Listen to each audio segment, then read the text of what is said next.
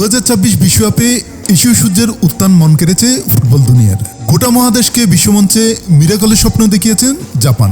নেদারল্যান্ডসের মতো দলকে আটকে দিয়ে পৌঁছে গিয়েছে শেষ 32-এ। কিন্তু নকআউটের প্রথম লড়াইটি ছিল পাহাড় প্রমাণ কঠিন। আর শীর্ষ দেশেই শৈল্পিক ফুটবলকে দিনের শেষে হার মানতে হলো গুরুর কাছে। বিশ্বকাপে শেষ 16-এ পৌঁছে গেল 5 বারের বিশ্ব চ্যাম্পিয়নরা।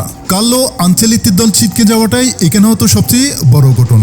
তাই তাদের জয়ের চেয়েও সামুরাই ব্লুর শেষ পর্যন্ত লড়াই যেন বেশি করে মনে রাখবেন দর্শকরা। জাপানে ফুটবলের অগ্রগতি নেপথ্যে বিরাট অবদান ব্রাজিলের।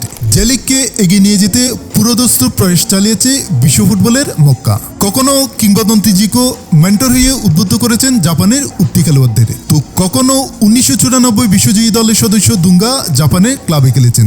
আজ জাপান যে জায়গায় নিজেদের পৌঁছে দিয়েছে তাতে তারা যে ব্রাজিলের কাছে চিরকৃতজ্ঞ তা বলাই বাহুল্য। স্বাভাবিকভাবেই সেই গুরু যখন মরণ বাঁচন লড়াইয়ের প্রতিপক্ষ হয়ে ওঠে তখন সমীকরণটাই এলোমেলো হয়ে যাওয়াই স্বাভাবিক। কিন্তু ম্যাচের প্রথমার্ধেই কোচ জাপানের বিনি জুনিয়রদের খেলাটাকে এলোমেলো করে দিল।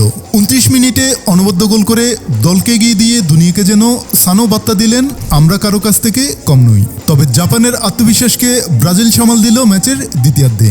জোরালো হলো আক্রমণ।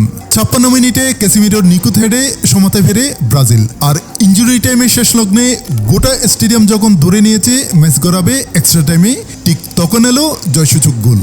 দলের শেষ 16 টিকিট পাকা করে দিলেন মার্টিনেলি। তবে জাপানি গোলকিপার সুজুকির দুরন্ত সেভ আর বিনি শট বারে লেগে ফিরে না এলে ব্রাজিল আরও বড় ব্যবধানে জিততে পারত। নেইমারকে যে দলের মেরুদণ্ড মানা হয় সেই নেইমারের অভাব আজও বোধ করতে দেননি ক্যাসিমিরোরা। দলকে নিজের মতো করে গুছিয়ে নিতে ভালোই জানেন আনচেলত্তি। শেষ 16ই আইভরি কোস্ট অথবা হালান্ডের নরওয়ের সাথে সাক্ষাৎ হবে সেলেসাউদের। সেখানে ব্রাজিলের পোস্টার বয় থাকেন কিনা সেটা দেখার বিষয়। তবে আপাতত সাম্বাতালে সেলিব্রেশনের মাঝেও শিষ্যের পারফরমেন্স নিশ্চিতভাবে মাথা উঁচু করে দেবে ইয়েলো ব্রিগেডের।